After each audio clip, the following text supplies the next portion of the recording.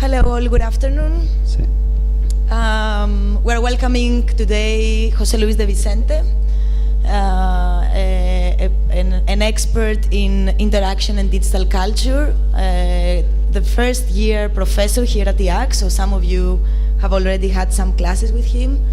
José Luis de Vicente is part of the Barcelona young generation that they are working with all the idea of the digital culture, how innovation is emerging out of the digital culture and the new media arts. He has been curating several exhibitions related with digital culture, innovation, but as well as open data. I think the last exhibition was the Big Bang, no, in the CCCB. He's also curating the Sónar+D technological area inside the Sónar Festival, the ones that it's your first year in Barcelona. We strongly recommend to visit the Sónar Festival. And he has also been running his own practice, I don't know how to pronounce it, ZZZINC, that is a curating and consultancy, let's say, company office here in Barcelona. I don't know if Carlos, that has been the one that collaborated a lot with José Luis de Vicente, wants to say something. Well, I just want to say a couple of things. The initial idea of this conference or this conversation with José Luis was to opening the studio research in general, but in special the studio research in interaction of this second term in this year. Today is very difficult to try to organize something around the art and technology or science and technology and not work with him, because it's really nice his vision around the art and technology, and this relationship with the art and other disciplines. Well, thank you very much, José Luis, for accepting this invitation, and I hope you enjoyed Hawass. The table is yours. Thank you.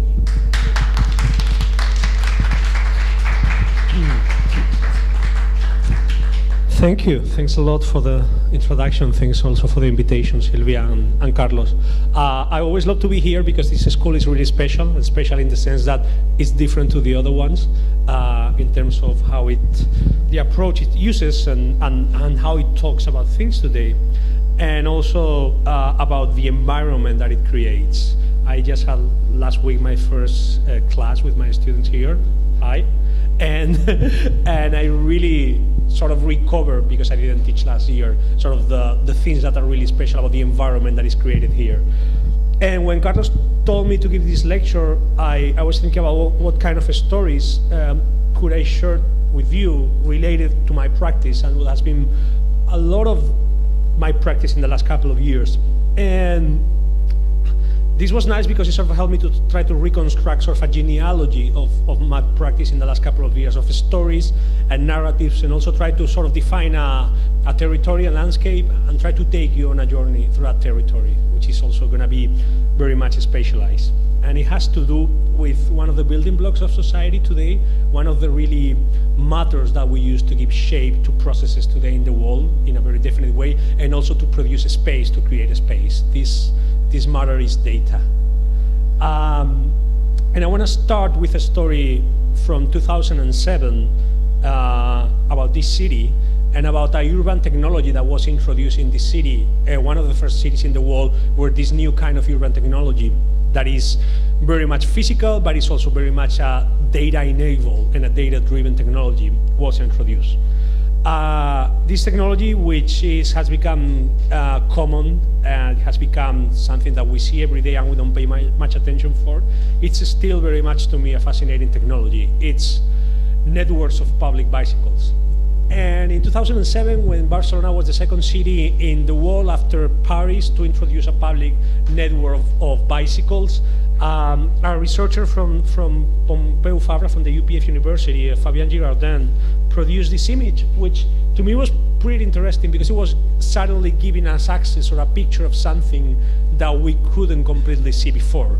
How does information infrastructure which actually enables a transportation network, show how the city moves and how the city evolves throughout one period of time. And this is what you're seeing is basically one summer Sunday in Barcelona when everybody's taking their bicycles and going to the beach. And then you see that balance of taking bicycles uptown and then going downtown and seeing how the stations empty and fill again. By the way, never try to go on a Sunday on a public bicycle to the beach because you won't be able to find a parking spot or station. And here was something that was very interesting because here there were a few things. One was in this massive sharing experiment, this notion of tens of thousands of people sharing common objects enabled by one specific set of technologies, which was a set of sensors installed in the stations, measuring when the bikes were taken and when they were delivered, by personal identification devices, in this case cards that were associated to users. There was one form of transaction that was taking place. Because you were taking a bike, and to this day when you go to a public biking station, you take a bike and the system gives you a bike, but you're also giving something to the system. You're giving a data point, a log in a database. You're telling that user X took bike number Y at one specific moment in time, in one specific place, and it delivered later, a few minutes later, in another point of the city. And if you aggregated all this information, you started seeing some sort of a narrative of how almost a drama evolving in real time. The drama, the story of citizens as they went by creating one specific pattern of behavior in the city. A couple of years later, I started working, or I was already working, but I started developing projects in this place in Madrid, Medialab Prado. Medialab Prado is, I think, one of the most interesting institutions in Europe working in our space. It started defining itself as a citizen lab, a place where experts and non-experts could work together to develop prototypes that would help to make questions and try to provide answers. I think it's been a very influential model intellectually, showing you how one specific form of cultural production could take place when you made teams of people gathering around a question and using the availability, the then emerging availability of data sets, of access to sources of data to try to poke those questions, you know? And this was the moment when we were in the early beginnings of what you would call today the open data movement. In 2008, after the first victory of Obama in the US elections, data.gov, the first governmental data portal, open, giving citizens access to data sets produced by public administrations. And it was really the early moment when there was this notion that by gaining access to sources of data that were mostly in the hands of government or administrations, we could use that material as a tool to interrogate, to make questions around our reality. And we started doing some projects around that. In the beginning, it was still really hard to go to the town hall, to city hall department and say, could you please give me all of this data that you have on transit information? And they would tell you, why should I give you that data? Who are you exactly? Who are you coming to me to access for that data? Because we still hadn't basically accepted that data produced by governments basically belongs to all of us, since we have all paid for it. So, and in its production, there was an important source of value to be determined. So in 2009, after a few initial experiments, we developed this project led by an interdisciplinary teams with a few architects, actually led by a really, really great architect, Nerea Calvillo from Madrid, working today with Andres Jaque and just recently did her PhD.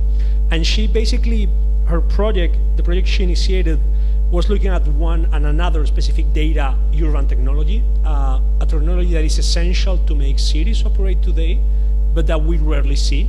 For a lot of times it's being gray box. It's one of these things that are in the street that you shouldn't be looking at, and that's why they're painted gray, and they don't call the attention to them. It's like, don't try to look into this black box. It's actually gray, but it's like a black box, you know? And these are the pollution sensing stations that by law all cities need to operate to measure the quality of the air, which is something very interesting, air pollution, because it's something that you don't see, that in many levels you don't perceive, but that defines your quality of life in the city in a very clear and direct way. So what we tried to do with this project was basically looking at 1 year of the pollution of the air quality in the air of Madrid. We requested the year of the registers of all the stations in the city in a period of 1 year with a resolution of 1 register per hour, and started looking to it. And actually, we developed this interface, which is still online and which you can look. Basically, you have this mesh, this combination of mesh, and each mesh is one of the 6 elements that by law you have to measure in the air, and see how you can start looking at a picture of activity in the city once again through the interaction of these elements. And we started seeing things, and some of these things were pretty obvious, but at the same time super exciting to be able to see. For instance, when there was a football match on Sundays in the Castellana, when Madrid was playing, suddenly the levels of CO2 would go up in the center of the city because of all the cars going to the match and then going back. And the goal or the idea of trying to develop some of these first sort of interfaces is that people could, well, first of all, on one level, see these things that we couldn't see, also give a productive use to this potential source of riches, which were these data sets that belong to all of us, that were stored in the air quality, in the environmental department in the city, but over which people didn't really have much of a relationship. And actually now I'm thinking that it's really interesting talking about this in an institution like this that has launched projects like the Smart Citizen, because this was really when we started to interrogate or to make some of the questions that led to projects like the Smart Citizen Kit here. And then the idea would be that this will become, as I said, decision-making tools, you know? That, for instance, if you were allergic, you would be able to look at this and say, oh, so maybe there's a neighborhood in the city where it would be better that I don't live in because my allergy is going to be worse because there is this presence of elements in the air. But not much later, after we made this project, there was like a big debate in the media, actually in Madrid, because there was a serious problem with the air quality in the city, and the city council had decided to change some of the positions of the air measuring stations.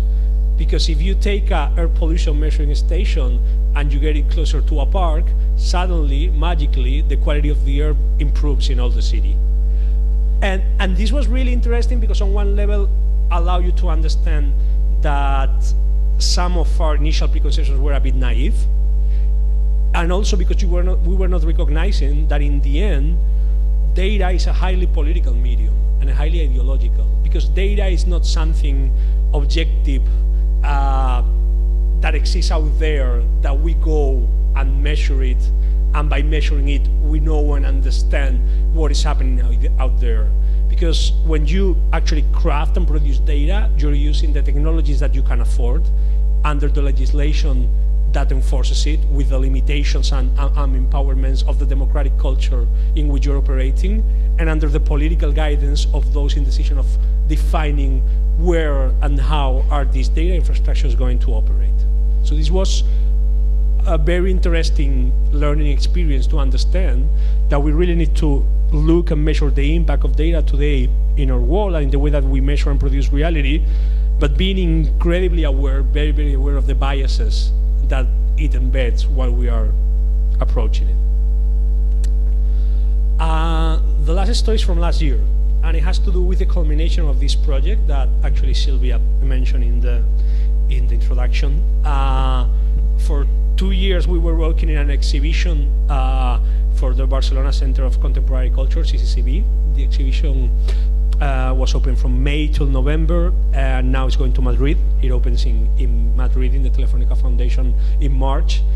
And the exhibition was on one level about this notion of how data is one of the defining matters that we use to give shape to the world today, and how are we understanding and measuring and rethinking and contesting the way that systems in the world operate through data, but also about will and almost the desire to make data a cultural form or even the defining for the 21st century. There's a very famous quotation by media scholar Lev Manovich from the early 2000s, from 2002, where he said that if the novel had been the defining narrative form of the 19th century and film had been the defining narrative form of the 20th century, that the database would be the defining form of the 21st century. And in a way, we know that very intuitively when we look at the world through the engine box, through the box of a search engine, through the dialog box of Google, when we are typing words in there and then moving throughout that space in non-linear, non-closed, non-defined, indeterminate ways, in navigating and existing in that database and in the data set as the space that we inhabit. So, to some levels, and this is what I wanted to talk about today, this project gave us the excuse to try to map and to try to navigate and try to identify many of the elements in these landscapes and territories of data, from the infrastructural space to the political space, to also those contexts in which was producing ways to look at the world and to think about the world today. One of the most fascinating things was this, actually, and I'm still really excited by this, in a way.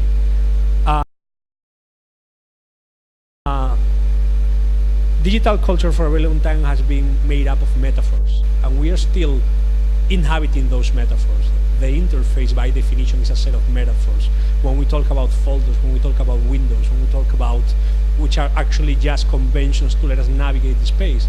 And for a lot of time, mostly in the 90s, the way that we talk about technology was through a series of metaphors that sort of help us to navigate, to manage a territory that was still not very easy to understand.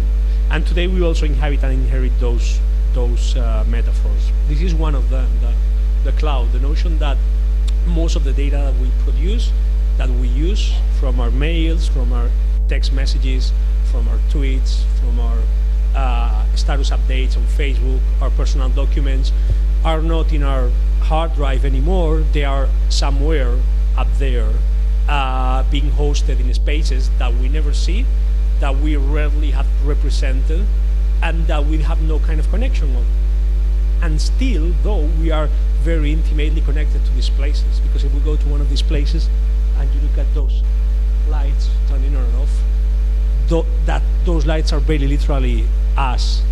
Those lights turning on and off, it's us writing documents, reading documents.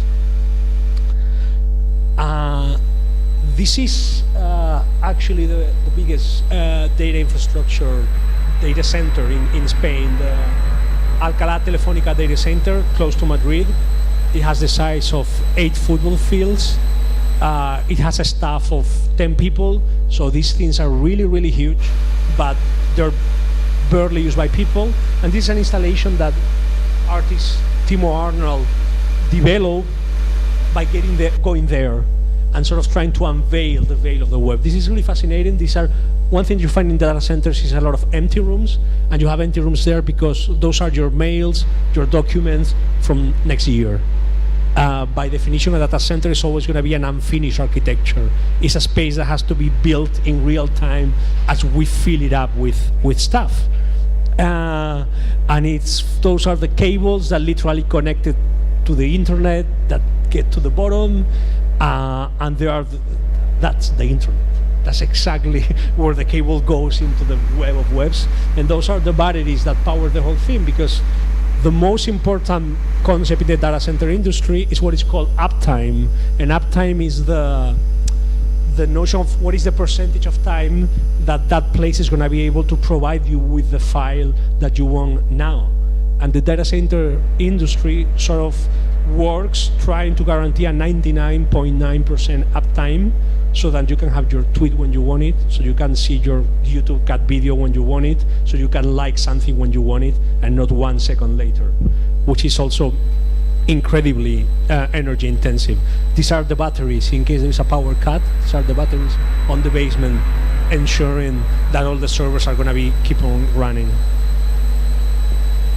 And these places, with this piece, what we wanted to do was sort of capture the spatial qualities of many of these places. As I said, traditionally had not been represented because they had no interest in being represented.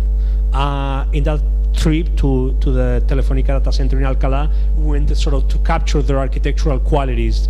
How does it feel being there? You know, what is the sound? What is the heat? And we've been building slowly, discreetly, and without paying much attention, kind of a massive nervous system that we've used to cover the whole Earth. So once again, so that we can pour all these bits of us into places. This, for instance, is really fascinating. This is Luleå in the north of Sweden. This is 100 kilometers from the Arctic Circle, and this is Facebook. And Facebook actually has an installation there, so close to the Arctic Circle, because the number one thing that you need in a data center is to keep it cool. If you remember your old CPU computers before the laptop age, when you had to open the box and basically you had two things producing heat, a spinning hard drive and a processor and a fan trying to keep the temperature under control. Just imagine that thing multiplied by hundreds of thousands at the same time, simultaneously. So a data center is basically a machine that turns heat into cat videos and tweets. And this is why we have to take it to places like this to keep it under current. Slowly, we've sort of been understanding that the so-called death of geography and death of space that the rise of the internet was going to produce was not only going to happen, but that on the contrary, it was sort of producing another kind of geostrategics of information, so that not only these places cannot be anywhere, they need to be in very specific places, and the reason for any of these installations to be here and not in another place has all kind of strategic connotations. In this case, in the case of this Facebook installation, this can be here, so it's easier to keep it cold. In the case of this other one, this can be here, this has to be here, so it is as close to the centers of financial power as it can be. This is 60 Hudson Street in New York. This is one of the key central nodes in the global information infrastructure. If we look at data centers as cathedrals in a way, and in a way they are new symbols of power, this place is one of the iconic cathedrals of information in the world today. It's a full block in Manhattan, which actually has been a telecommunications installation since the 20s, since the telephone. And this is what is called a collocation center. A collocation center is the place where different networks meet and gather together. So we used to say in the 90s that the internet was a net of networks, where different networks meeting other networks. These are the kind of places where all the networks meet among themselves. It's actually funny that they meet in rooms that are called meet-me rooms, where physically the cables connect with each other. And there's going to be like the big information providers, the big stakeholders today online have their own spaces here. So you can actually go to this place and pinpoint the Facebook, the Amazon, the Google, the Microsoft servers that connect with the others, so that you can make everything faster. And there's one reason why a lot of attention was called to this place in the last 5 years. Suddenly there was a lot of interest by firms in the financial market to get as physically close as possible to this place. As the volume of transactions in the stock exchange and in the financial industry became less and less human-driven and more algorithm-driven, what you have is a world where 70% of the transactions happening in the world are not decided by people, but by algorithms exchanging stocks with each other thousands of times per second, or actually in milliseconds.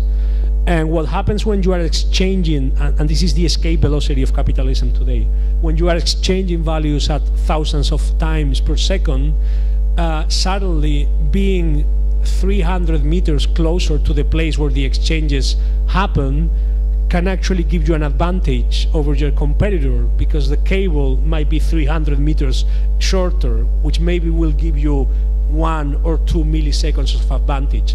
So you can sell stocks and buy stocks faster than your competitor. So this place suddenly started becoming a space which, even though it looks like a city designed for humans and inhabited for humans, it started more and more being defined by algorithms and the speed to which they operate. So many of the buildings surrounding it became bought by financial firms, so they would be filled not with people, but with servers exchanging values with each other. And actually what you're finding today in many of these installations is sort of a system where cables will enter the building and then start spinning to ensure that everyone's cable is exactly the same length as the other. Once again, this is the speed of capitalism today, a system that operates on the actual length of a cable meeting other cable in a server in a building in Manhattan. Another thing that became pretty obvious is that we have not only been able to extend the reach of these infrastructures more and more, but that as we have done it, we have been putting devices, systems, and objects measuring how the world operates in more and more systems of the world, which basically is giving us this collection of images, also of narratives, that for the first time somehow produce a way to measure how systems in the world operate. And this will be one example of many. We can today pinpoint the location of every plane on the air as it takes off, as it travels from one point of the Earth to another, and all these things leave data trails. If you gather all the data trails that many infrastructures producing data in the world today create, you're starting to have a picture and a way of reading, once again, how these systems operate in the world. I'm going to shut up for like 5 minutes. One of the things that we did in this project was interviewing many people important today, working around whether analyzing or through their practice or through their discourse in reading the impact of data-driven systems, infrastructures, and objects in the world today. We spoke with more than 30 to produce a series of videos. And these are 3 of, I think, the most interesting people talking about the impact of data infrastructures in cities today in the world. Adam Greenfield from the London School of Economics, Anthony Townsend from the Institute of the Future, and architect and artist Usman Haq, also formerly a teacher of IAAC, talking about this idea of how we're measuring the heartbeat of the world. In the last 10 to 20 years, we have deployed throughout the world systems for basically measuring what's going on. We're living in a situation now where many of our objects and devices and homes and even sort of bits of city furniture are networked. They're actually creating data in some senses and sharing that either with other devices or with people or with institutions or organizations. Spend 90 minutes walking maybe 100 meters, you know, of a city street and looking at all the places where networks are gathering information, whether that's through CCTV cameras or automated number plate recognition systems, whether that's through sensing coils that are buried beneath the asphalt, whether that's through various kinds of RFID device, NFC. There are instruments throughout the airports and the planes, the hangars. Even as they're traveling from city to city, airplanes are throwing off data about their location, their operations. And that's really the same thing that's happening to the city now. And even just the routine data of the economy, the routine operations of the economy throws off tremendous amounts of data. Mobile phone calls, credit card transactions. And so we're in this kind of situation now, extreme connectivity, where the effects that we have on each other are no longer necessarily just local. They actually kind of percolate through the system further. If you're interested in how the world has become decisively embedded with sensing devices and sensing capabilities and sensing instruments, you need look really no further than your own pocket.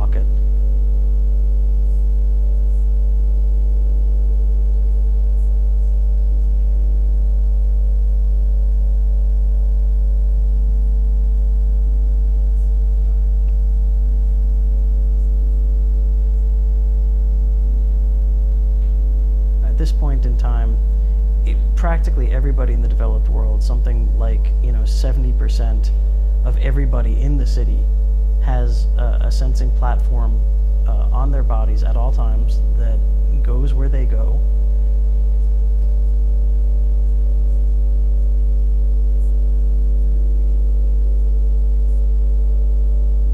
We see, images of the activity of, Barcelona or Rome following a concert or a sporting event. We begin to see the rhetoric of, this is a picture of activity.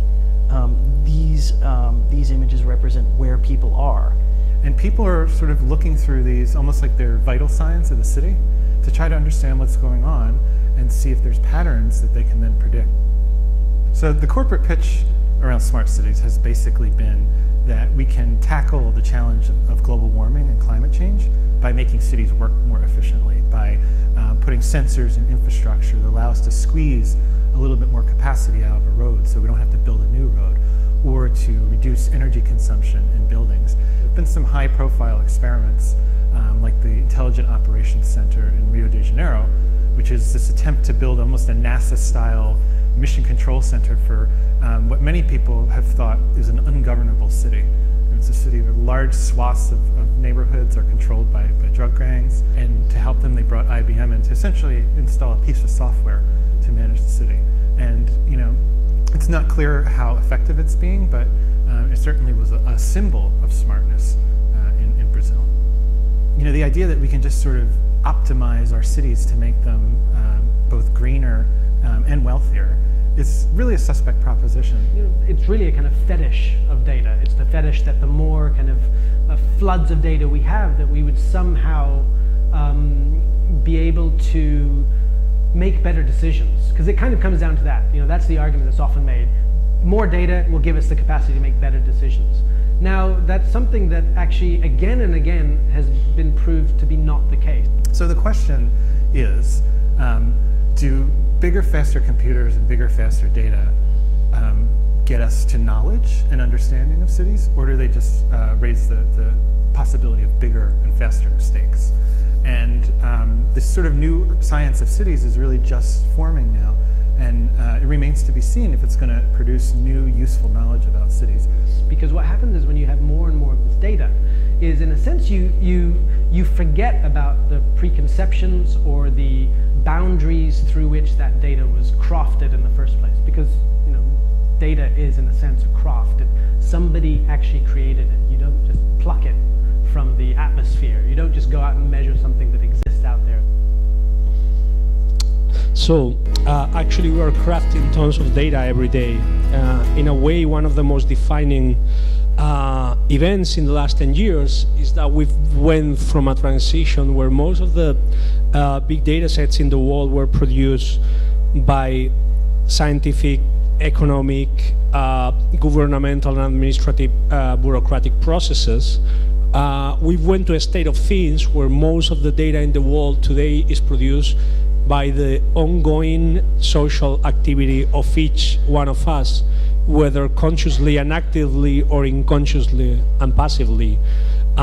This is one very kind of, I think, contemporary image, how a global event happens and the world reacts, in this case, the earthquake in Japan, by producing, in this case, tweets that sort of are traceable, are in theory measurable, and will give you an action-reaction chain in a system.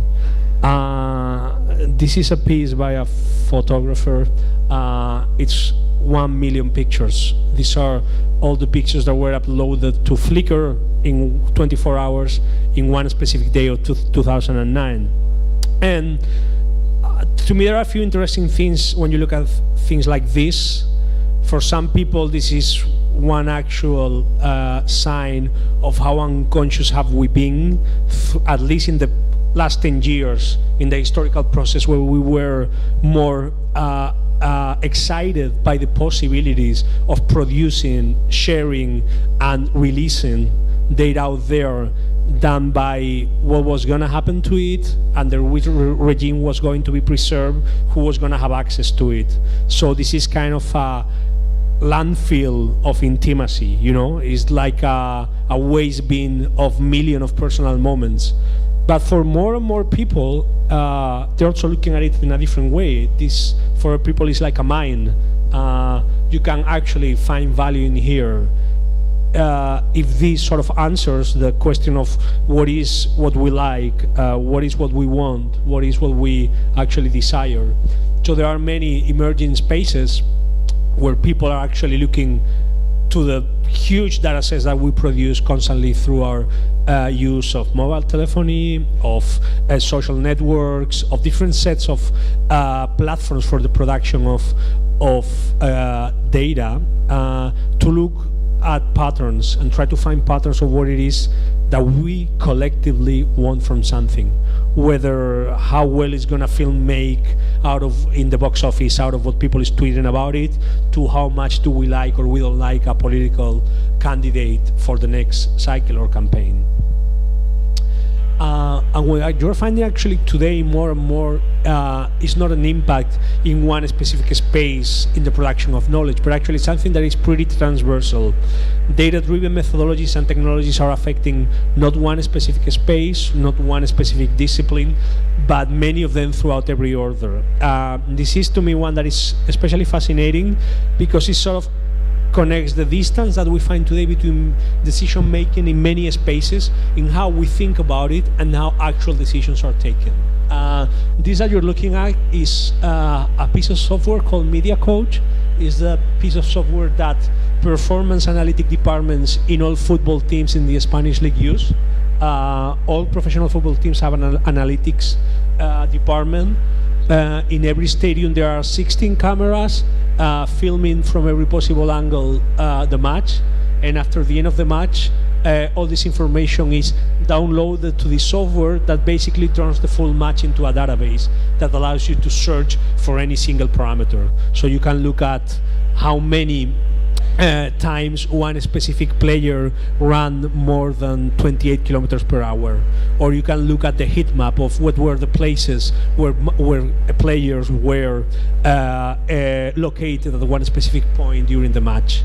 And this is a decision-making tool. I remember talking with the engineer that was the head of the department of the company that has developed this software, telling me, I know for a fact that there is one specific Barcelona FC player that if in one single match runs more than 4 times over a limit of 29 kilometers per hour, he's not going to play the next match, because the possibility of injury crosses a certain threshold. So they're trying to prevent the possibility of injury by giving him rest. And what I found here quite fascinating is that there is a distance between the way that we think that decisions are taken in a context like this, the values of, you know, commitment and effort and strength, and how everything is being parameterized. You know, it's being quantified and it's being leveled and measured to try to, in a way, and this is also really interesting, predict the future, because when we are taking decisions through data models based on the behavior of those models in the past, we're trying to exist in the future. In this case, try to think about the next match by what we know about what happened in the previous match. This guy is 29. He's called Daniel Wagner. He was the chief analytics officer in the 2012 Obama campaign. And the Obama campaign of 2012 was probably a historical one because it was the most data-driven and the one where the political strategy was defined more clearly by the use of very high-resolution data of what was happening all throughout the country in the weeks before the election. Basically, as you know, in the US elections, there are 2 kinds of conditions one specific state can be. It can be either a red or blue state, a Republican or a Democrat state, which is one state where it's very clear that that one of both parties is going to win. But then there are the swing states, and the swing states are the ones really key because are the ones that could go to one way or the other, and then in the end are the ones who end up defining the result.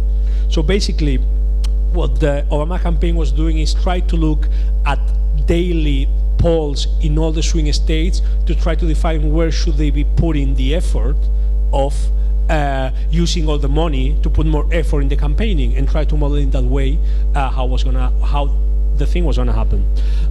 What is kind of interesting is that for a lot of political commentators and for a lot of political analysts, there was going to be a really close campaign, like the Democrats had a real actual chance of losing it, but there never was. It was actually a relatively easy win for the Democrats. All of them, except for Nate Silver, who is sort of the political analyst that has become prominent by trying to think that subjective values like intuition, like what a candidate said the previous night on television, like what is those kind of things that are not easy to measure, was are going to determine how the election is going to happen. For Nate Silver, all that information is basically useless, and he used a model of using all that poll data of very high resolution to try to predict the result of the election. Here what you have in the left is a prediction, and in the end the actual end result of the election once it took place. And out of all the political analysts, he was the one who got closer to the actual result. So here we actually saw how even one space that seems to be so clearly defined by public discourse could actually be also in the end defined by how one specific data model gave you information about what was happening in the space. And this guy, who knows who's this guy, is the economist of the year, Thomas Piketty, who's been famous by his studies of inequality. Basically, the thesis of Piketty is that inequality has actually, it's not only a big problem, but that we're going back to levels of inequality close to the ones in the 19th century. The center of the investigation of Piketty is having access to a very high resolution data set of levels of inequality in different countries all throughout the world, going back for the last 300 years. And it's been another case where you're having one political position arising out of a mode of investigation that is very much and very clearly connected and highly rooted. And I wanted to talk also about devices or somehow tools that we're using to read our culture and to produce our culture today, also through data. And this is a really, really exciting data set. I'm sorry, but I'm excited by data sets. When I know there is that data set in a server that a company has somewhere that has to be really potentially rich, and I would really love, a little bit like a cook, to be able to work with this ingredient, you know? So this artist, Kyle MacDonald, got a chance to have access to the data set of what people is playing in Spotify. He's become the first artist in residence at Spotify, and Spotify is a really interesting data set because basically you're looking at not only what music are people listening to, but where and for how long. You know, Spotify knows when you're fed of that song, and then you go next and go to the next one. And he made this with that.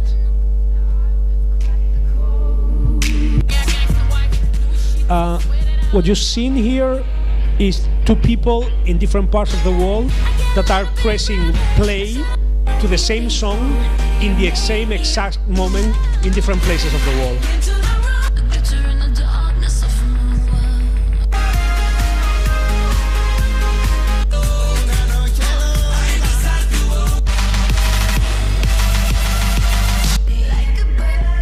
So this is one level of reading what systems of culture are actually producing today. But also at the end, if you think it's a lot of million of very intimate experiences of people walking along the street with their smartphone, with their headphones on, but leaving a trace in a data set, and sort of a device of saying that what you're experiencing now is very close to what somebody else in the world is experiencing in the other side of the world, you know? Actually with a difference of 100 milliseconds, because the project worked taking the gap of 100 milliseconds up and down when the data set, the database was reproducing the same file twice simultaneously. And you find all kinds of things that you maybe don't want to find, like, yeah. So even the most private space that you can think of, the most private environment that you think that belongs to the space where we are most alone, is being tracked, is being data mined, is being parameterized today. So in the transition from books, from paper books to ebooks, to electronic ebooks, we also made another transition, which is ending with the illusion that we're actually alone. In the same way that when you are browsing the internet, you are not alone. You think you are alone, but you are not alone. You are in the company of cookies that are tracking you, in the companies of servers that are supplying you with files that you want to read. When you are reading an ebook and highlighting it, you are sharing all your patterns of behavior with Amazon. And then Amazon knows when you have finished that book or when you have decided not to finish that book because it's kind of really boring, or which paragraphs are being highlighted. So for instance, because of this, we know that out of the millions of people who bought Capital in the 21st Century, the famous book by Thomas Piketty, that has been one of the most important bestsellers this year, only 2.4% of people actually finished the book. It's a 700 pages economics book. It's not surprising. But the most kind of surprising thing to me is this notion that what we are turning private, intimate situations in highly surveilled, highly controlled environments. Who has seen this TV show? Okay, House of Cards, probably one of the best TV shows today. So House of Cards, as you know, is a TV show that was produced by Netflix. Netflix is not a television channel, it's not a TV channel, it's not a broadcaster, and Netflix is also a service, and by being a service, it's also a data set. So Netflix, in the same way that Spotify knows what you're listening to and when, or in the same way Amazon knows when you stop reading that book, Netflix kind of knows what films are you watching and what TV shows are you watching. So I don't know if you know that actually House of Cards was a BBC series from the 80s, and the current show is a remake, and Netflix didn't took the decision of remaking House of Cards lightly. They took it because of specific reasons. Because people who watch the original show used to like films with Kevin Spacey and used to like David Fincher, who is the film director of projects. What is actually kind of the resolution of this information? So Netflix basically looks at 30 million of plays a day. Out of those 30 million times a day that someone is making plays, Netflix looks at when are you pausing, when are you rewinding, when are you fast forwarding, how are you rating that content, if you're rating it with 1 star, with 3 stars, or 5 stars, and of course all that information is data across. So this actually doesn't mean that you have like kind of a scientific way to make a successful TV show. I mean, House of Cards is probably not a great show because there was all this huge data set to make it into a big show. And actually Netflix has produced other shows that have completely failed by the same methodology. But what it looks is that decisions that were being taken out of basically subjective, intuitive, non-modelable mechanisms are today being parameterized, are today being quantified, and are today being modeled.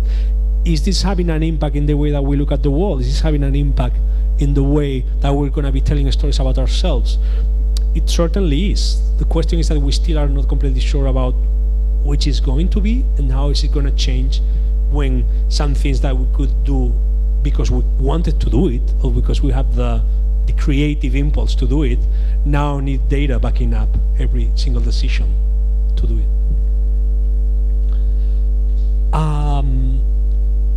And then there's us. One of the current logics of technological consumption is this: the notion, as Usman Haq was saying in the video, that more data, better decisions. So the first level of decision that we want to use in the world is decisions regarding ourselves, decisions about what we eat and how much do we exercise and how do we sleep, how many hours do we sleep. So we've had this huge industry booming, which is basically commoditizing our intimacy. If now we are parameterizing when we read a book and we decide to stop reading it, we're also parameterizing. We are modeling how many steps do we give a day, how many calories are we burning, how many hours are we sleeping, when do we have our menstrual cycle or not, and trying to model use technologies that can model that and help us to get to the conclusion that maybe we should be eating differently, or maybe we should be trying to sleep in different positions, because all this technology is looking at us and trying to tell us what we are. But remember, you are never alone when you use these technologies. So you are not the only one looking at how many hours you sleep and how many steps are you giving every day. And that could be paranoia. But in the world of 2015, we know that is not paranoia.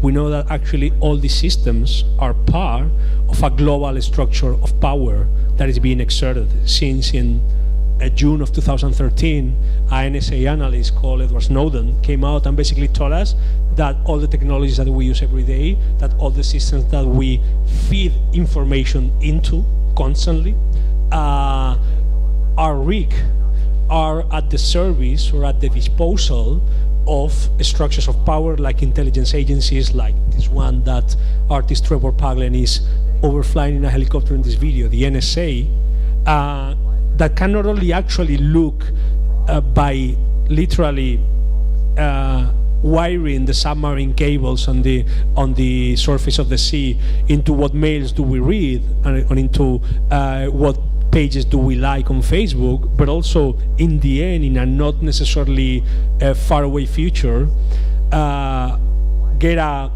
court order, a subpoena, so a company will have to give away access to the heart rate of your health monitor that is monitoring how many beats your heart is pulsing, because that information that through your wearable, through your fitness monitor is being registered, is also in one of those data centers somewhere in the world.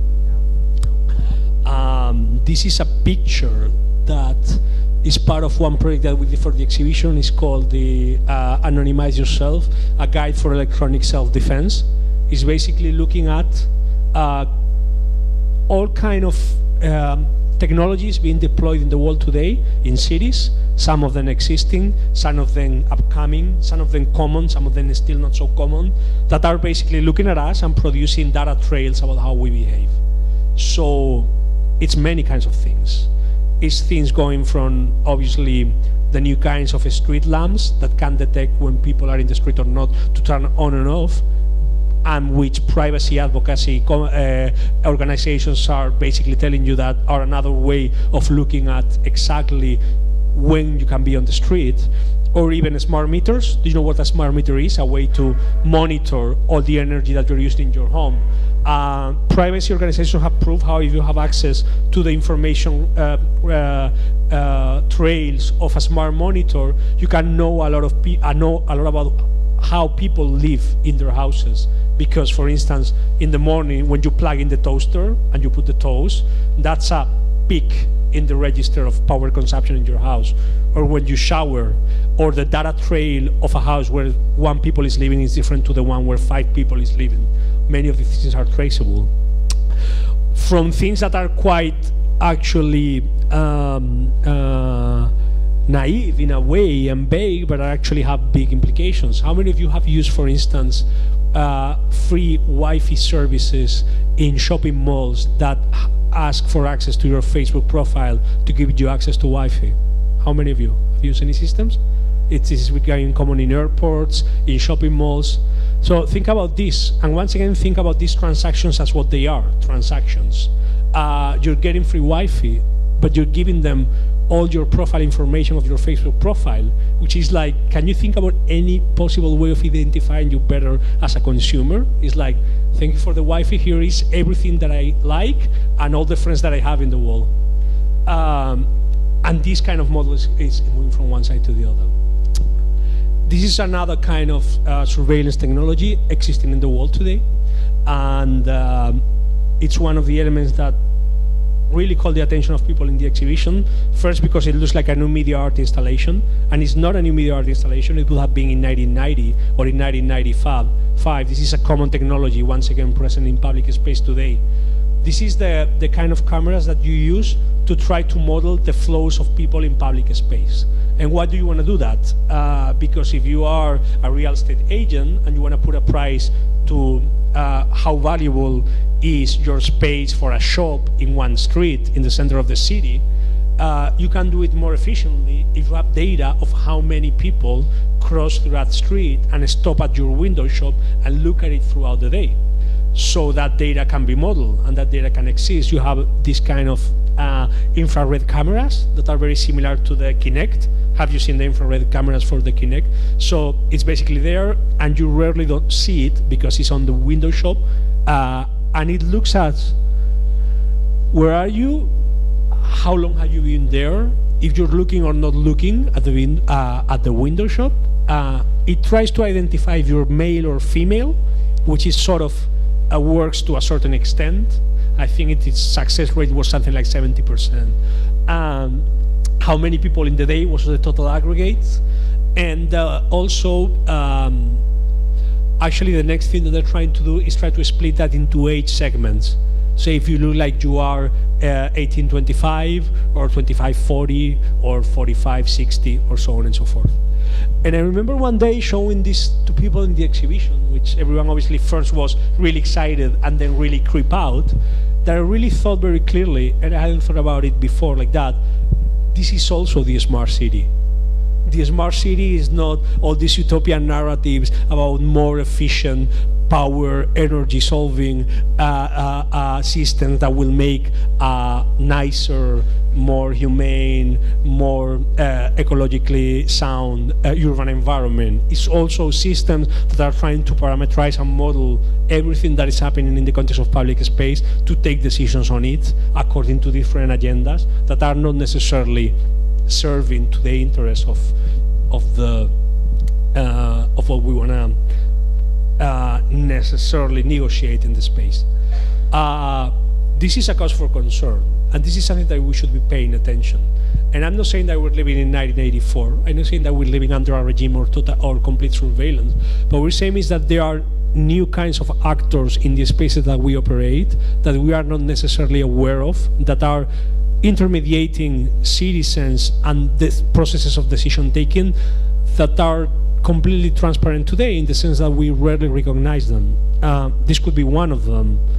Another was this piece of news that was really worrying and really scary about how Facebook was doing this experiment of trying to influence the mood, to see if they could influence the mood of the people in Facebook by modulating the number of good news versus bad news that they put into their timeline, you know? To try to see if you could do this, if you could, by showing more happy news, see more happy posts and happy likes from people, and by giving them sadder news, making sadder ones. Now, another context in which this is being used, and it's starting to be thought about being used, is political campaigns. Once again, can you make people go out to vote more depending on what they see on their Facebook timeline in the weeks before the election? And the thing that really worries me and concerns me is not so much that these are going to be like new systems of my control. This technology is not that powerful. You're not going to become super happy because you see a lot of videos of cats in your Facebook timeline, and then super sad because you see a lot of starving kids. Thankfully, humans are more complex or complicated than that. But the thing that it's really a cause of concern to me is that most people still think that what they see on Facebook and in their timeline is what their friends are posting, and not what one intermediary agent, the Facebook algorithm, has decided to show them according to different sets of principles. And the lack of awareness of this in a world where more and more of these processes are intermediaries between us and our perception of the world is the one that we should have to be actually paying more attention of. I'm going to stop here. I wanted to show you another video, the last one from all the interviews that we did for the exhibition. And something that was very important to me, and I don't want to end in this kind of dystopian note, was that one of the biggest risks that we're facing today in a data-centric world is the temptation of thinking that all values can be quantified, that all decisions should be taken by just gathering enough information about it, that somehow data-driven methodologies can replace other more messy, less clean, way more subjective, way more political processes of decision making, you know, like intuition, like ambiguity, like politics, where things are ugly and we never agree and we have to define the meaning of words, so things are less clean and less fast and less automatic than when you look through an algorithm to what is stored in a database to try to define what is what people think about something. So out of the 20-something, almost 30 people that we interviewed, there was one question that we made to all of them, which was for them to tell us, in their opinion, what was it that data could not do. And this is what they said.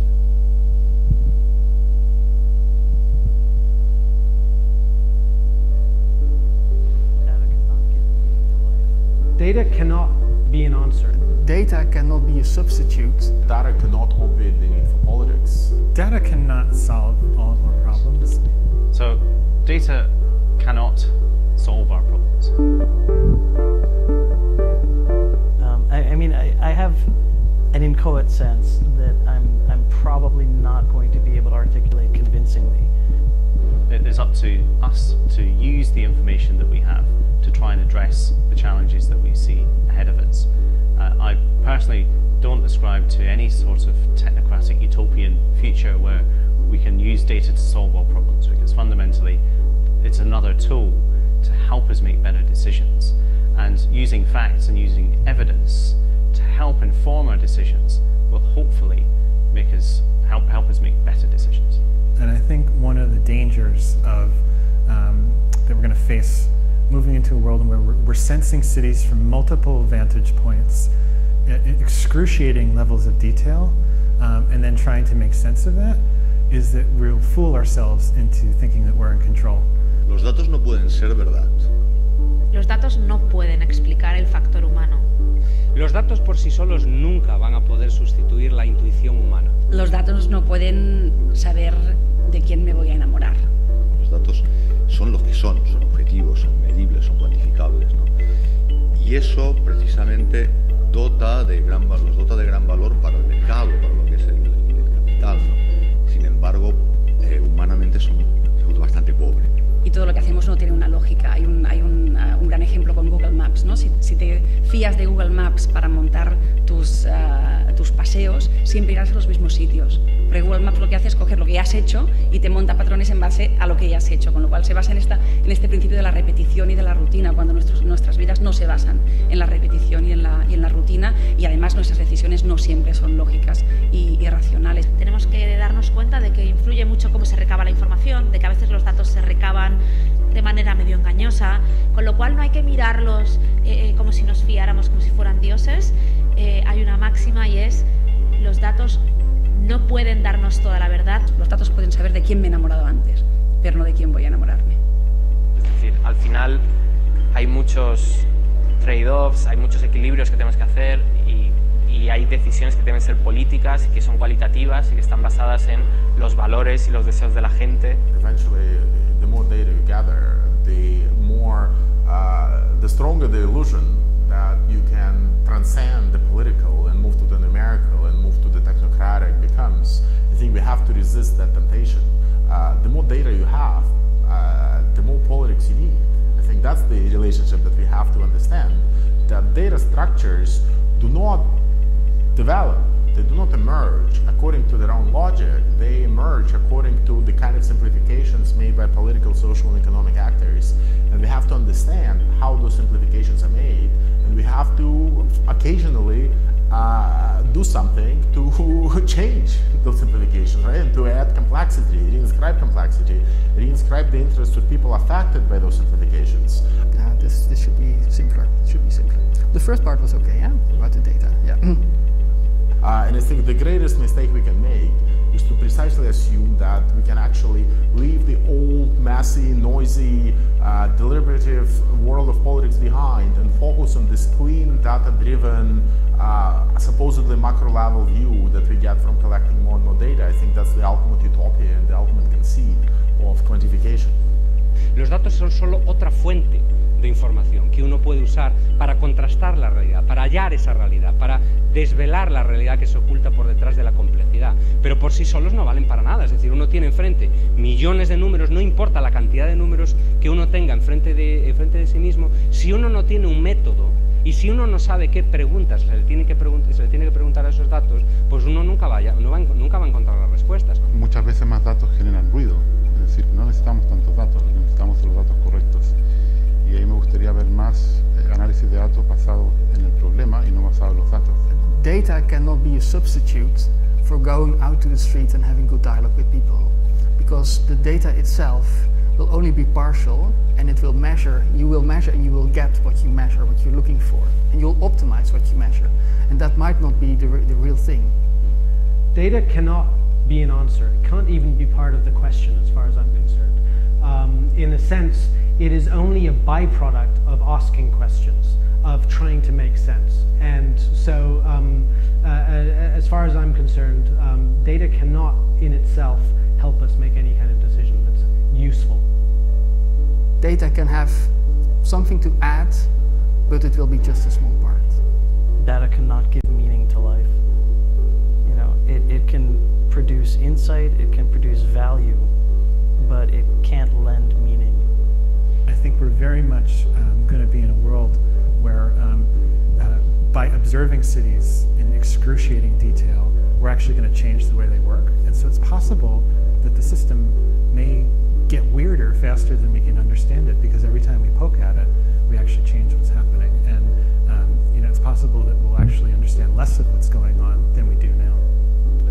If we persist in the fallacy that everything can be quantified and characterized and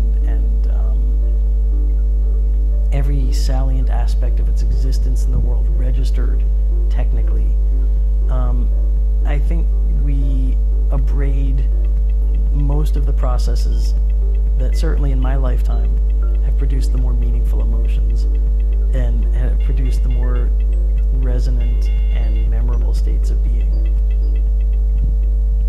Okay, thanks.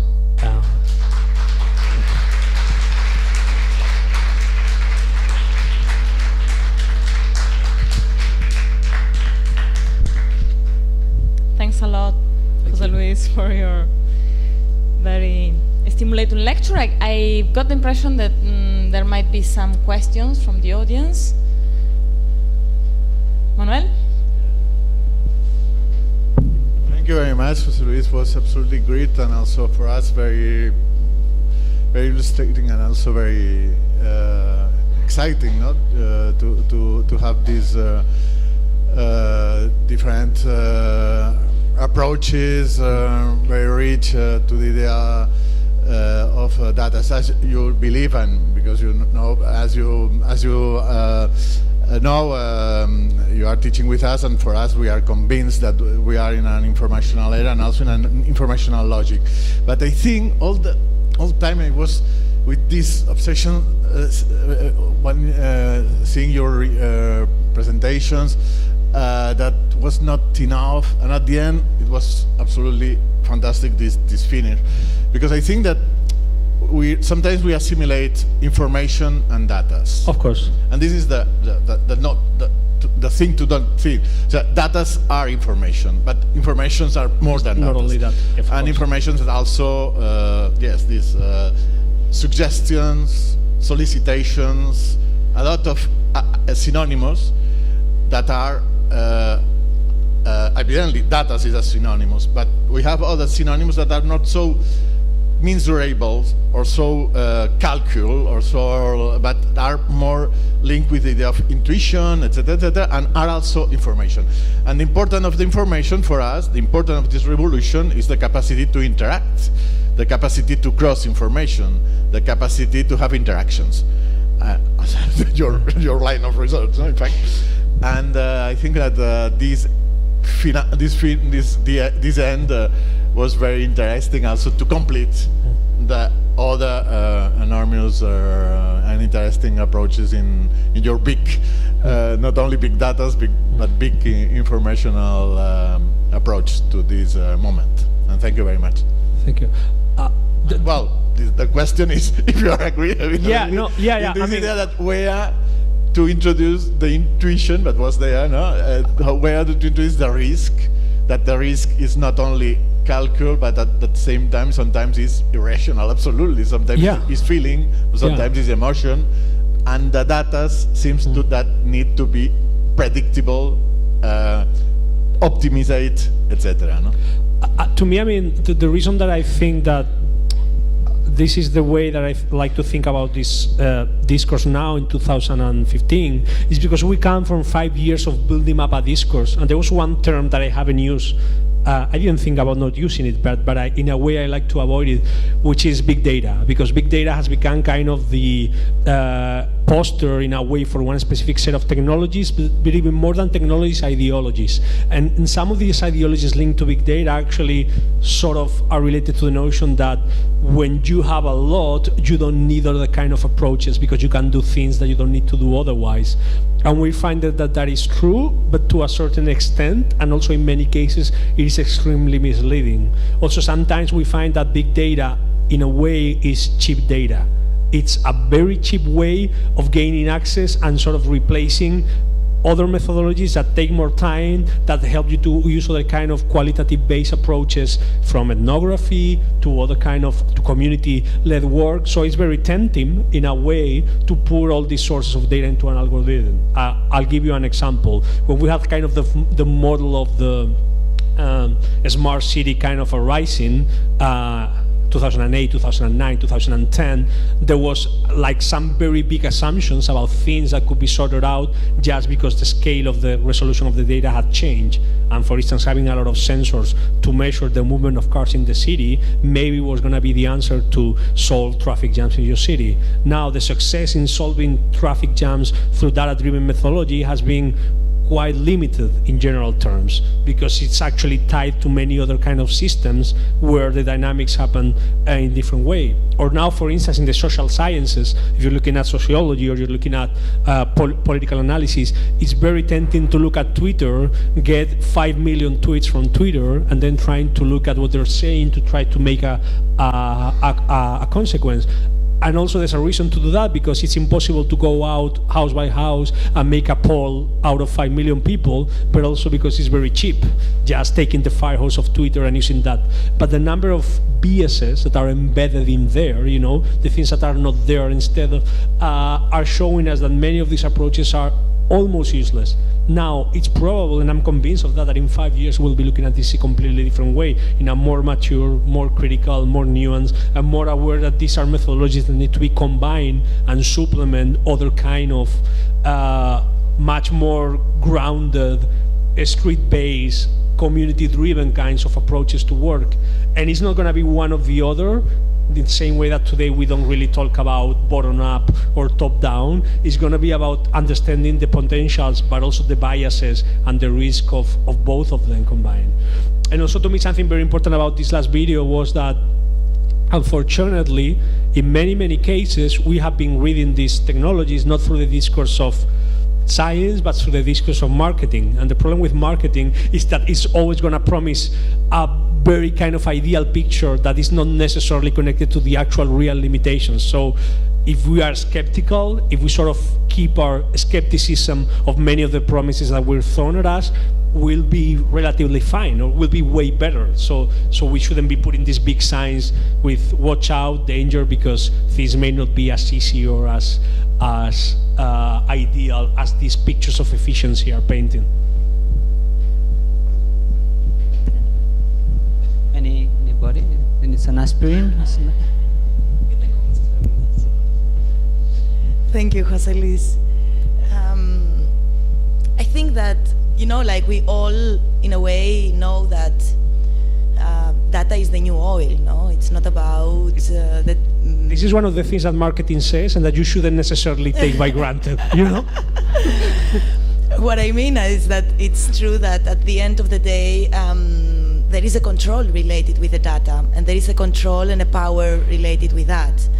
My question is actually more optimistic than that, and my thinking maybe, I don't know if it is a question, but in a way, I'm thinking about the urban environments, you know, like when we started extending our cities from the medieval center, we did that, and Barcelona knows it very well. We did that on an infrastructure, or an urban infrastructure that was based on a device, which was the car.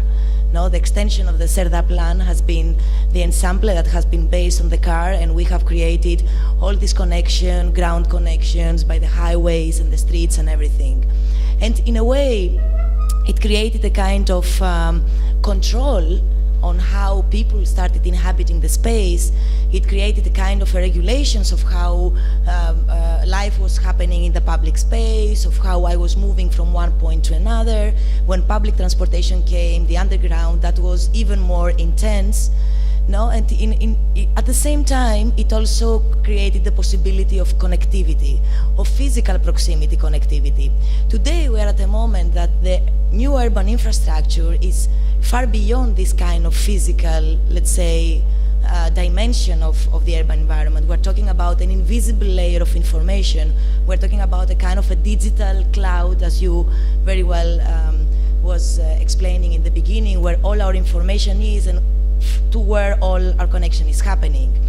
And the other day I was here with a guy from Texas, from the Argonne laboratory, that they are working on a kind of, I don't know, like new sensors, very similar to the Smart ZZZINC kit.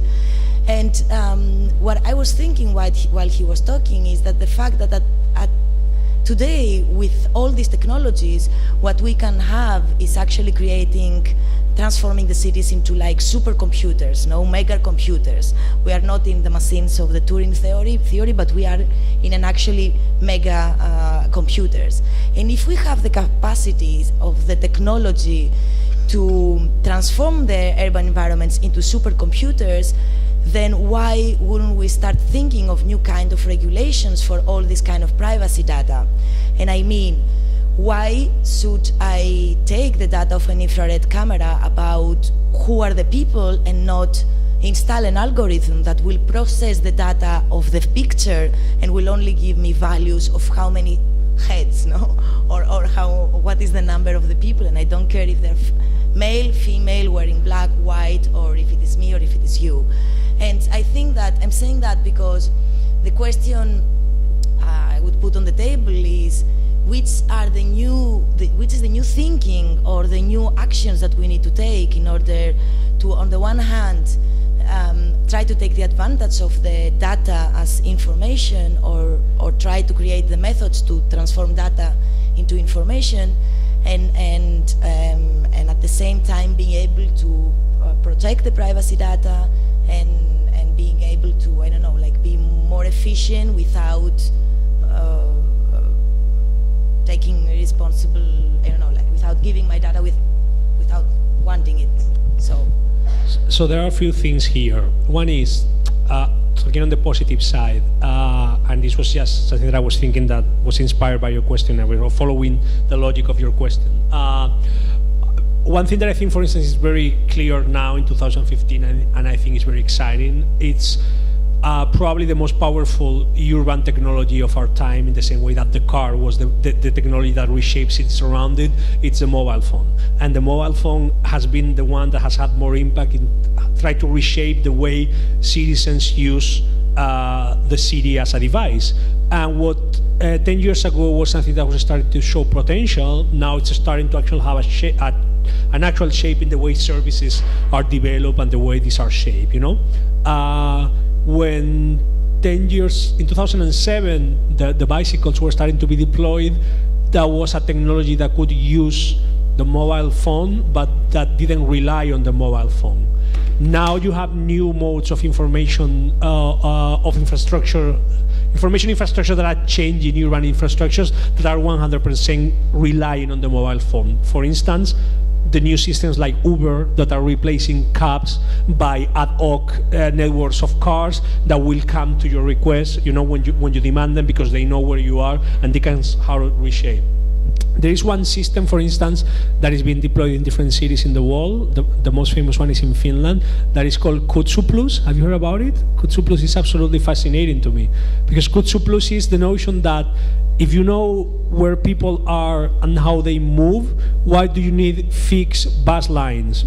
Bus lines that go from one place to another and stop at regular intervals in same places. So what Kutsu Plus is trying to do is ad hoc, spontaneous bus lines, where if there is enough people to take the bus from here to here, the driver will be able to weave and route that, and that's only one possibility. I mean, I'm sure that, for instance, there's a lot of all kinds of things, like for instance in the US, or now that is something that is starting to be fashionable here, food trucks, the way food trucks operate. Food trucks are mobile restaurants that are moving from one part of the city to the other. And for instance in the US, in cities like New York, where there is a very agile, vibrant food truck culture, food trucks have Twitter accounts, so you can look up where the truck that you like, the tacos truck or the burger truck, is gonna be in half an hour or in 1 hour, so that you don't go to the restaurant, but the restaurant comes to you, So many of these ways of actually creating a dynamic, responsive city are going to very much rely on the mobile phone as a way to reshaping it. And I think that for urbanists, there's a very rich fabric there to think about a urban fabric that somehow can build on that. But and we have this problem. Many of these services are by definition going to rely on personal data. And the problem with personal data is that it has, as we're seeing, huge privacy risks. And this is completely the debate of our time. How do we balance the trade-offs of what we can only do when we have access to a history, location, and a linked credit card account that is usually also linked to social economic indicators, and how to protect and ensure that we cannot reveal the full life of one person, because it's completely segmented in different data sets. And we're starting to find some different scandals, for instance, of people. It's relatively easy still to abuse power in specific situations. And for instance, in the US, there's been some very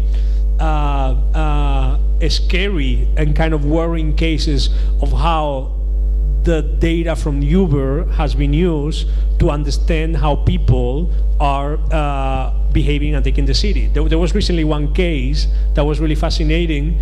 Uber made this blog post about Saturday night dynamics. And Saturday night dynamics suddenly go like this. You have users that are under 30, and then two of the users take a cab together around 2 in the morning, and then they go to one house, and then one of them leaves in the morning at 9 in the morning taking another Uber. So what you're seeing here, you're seeing people who got lucky and then had a date and went to someone's house and the other left in the morning. And then suddenly that's traceable, it's not something you have to make up. It's embedded in the patterns of behavior of different users. So it's really, really scary. Now, we have, of course, laws preventing and defining what you can do and what you cannot do, but many people is pretty skeptic about the fact that they are still on par with the size of the risks. We're starting to have increasingly tools for anonymization, where the idea is that there has to be intermediaries that sort of preserve and are the ones who anonymize the information in the transactions, so both sides of the transactions, the users and the service providers, don't have access to all the personal data of the users. And then we also have tools. I mean, we have encryption. We have encrypted telephones that in theory will preserve and actually enforce. But what we're seeing is that in many cases we are still not feeling kind of the social price that we're paying for these things. It's like free Wi-Fi versus privacy, and everybody goes like, free Wi-Fi, of course, because who cares, It's like, I have nothing to hide. And recently, like about 2 months ago, there was this sentence that I heard from one privacy activist, and the sentence really got stuck with me, because it really said something in a way that I hadn't heard it expressed, which was, you have no idea if you have nothing to hide. You may not have anything to hide today, but what you're doing today, you may need to hide it in 6 months, in 1 year, in 1 year and a half, and you just don't know it. So it might not be such an idea to put yourself in a position where you want the free Wi-Fi because you don't have nothing to hide. About the free Wi-Fi, I was laughing because two days ago Ariti was saying, okay, because when you go in an hotel, first the Wi-Fi, second the eating, then everything. If you got these two, actually that hotel had no Wi-Fi, so she was pretty much pissed off. I wanted to make a reflection. So somehow the data are a resource, no? And as a resource, they are very much linked to power. And everything linked to power is linked to conflicts. Now, so on one side, I'm trying to envision whether the next war will not be the war for the water, as everybody is saying, but maybe the war for the data. Yeah. And then on the other hand, I'm thinking how the data becomes vulnerable in the moment on which they are physical. No? So this data, data bank, no, how do you call it? Data center. This data center you've shown, I mean, from the architectural point of view, they're fascinating because they are like whatever, no? And one seems to be the one in the pole seems to be kind of a normal industrial building. The other one in New York seems to be like an office building, but they are center of power, which means that from the architectural point of view, this has some consequence. And no? the new force of icons in a way. Yeah, but also in terms of protection, maybe the proper architectural shape should be like the Pentagon or like a fortress, no? Because they easily can be military objective, you know. So I'm fascinating from this how the data, which are some kind of source of power, becomes so weak when they come into the physicality. Yeah. And then another comment is related to the data waste. No? So since we go accumulating data and data and data, maybe nowadays not a problem, but by the rhythm we go accumulating data, we should be worried, no? As we weren't worried at the beginning from the CO2, no? And now it's a problem. Or the nuclear waste, when it's reduced, is not a problem, but potentially is a big problem. So, which are the dynamics to manage the data waste? Are there? A bit raising these topics. So about the data waste, in the last 5 years, actually, there's been a lot of discussion about the fact that for a lot of time we thought that everything that was virtual was literally virtual, in the sense that it didn't have any kind of physical incarnation, so it didn't have any kind of effect. But this global infrastructure ended up becoming so big that its power use, its energy use, started actually being real and tangible, you know? So for a lot of time, for instance, the number or the figures that have been put is that 1.5 to 2% of the global energy use is used by the data center industry, which is something that equals more or less a country of 5 million people, something like Finland. So its energy use is not anecdotic at this point. What is true, though, is that this is an industry that is very concerned and puts a lot of energy into developing new forms of energetic efficiency, because most of its costs is connected to that. One of the things that determine where a data center is going to be is cheap access to power, to electricity. So in many cases it's linked to things like now solar energy, like big, huge solar fields, water, hydraulic power plants. So that on one concern. So that's it's an ongoing concern, even though it's getting way, way better. And in a way, you can say that The problem, though, is that we have this incentive where by making it more efficient, we are not using less energy, but we are deploying facilities much more easily, and much more cheaply. So we don't have less, we have more because we can be more productive. This is one of these paradoxes where efficiency, what actually means is that it keeps the problem stable. But anyway, you could even say that it's not a problem because the classical example is every time you are searching on Google, you are saving a trip to the library. Are you wasting energy or are you saving energy? So in many cases, these trade-offs are not so easy to determine.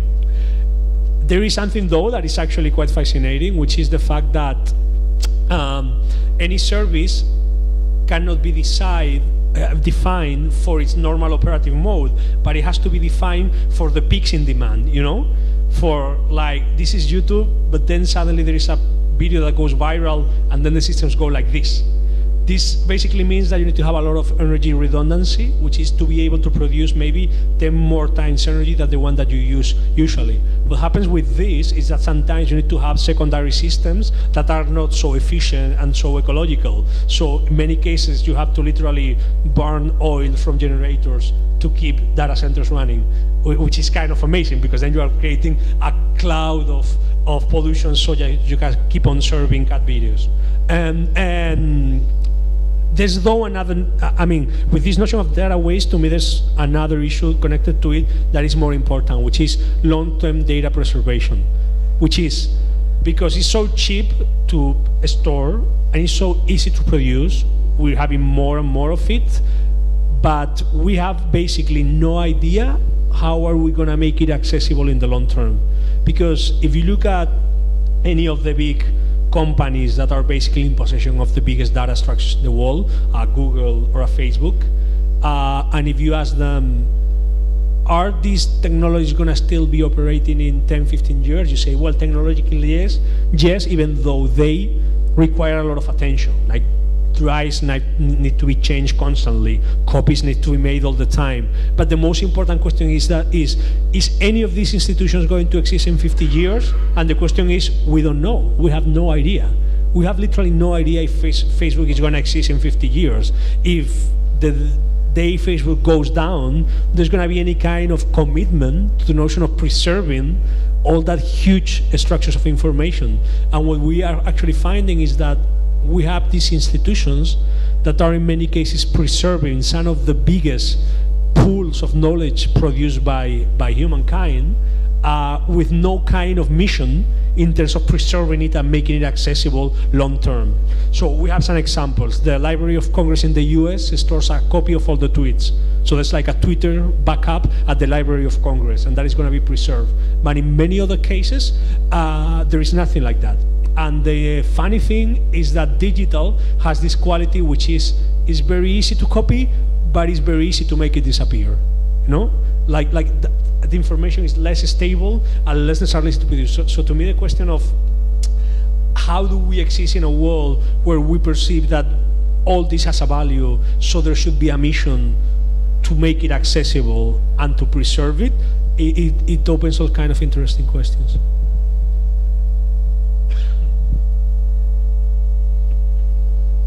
Other questions? No? So thanks a lot, José Luis de Vicente, and let's go to have a beer. Thank you all.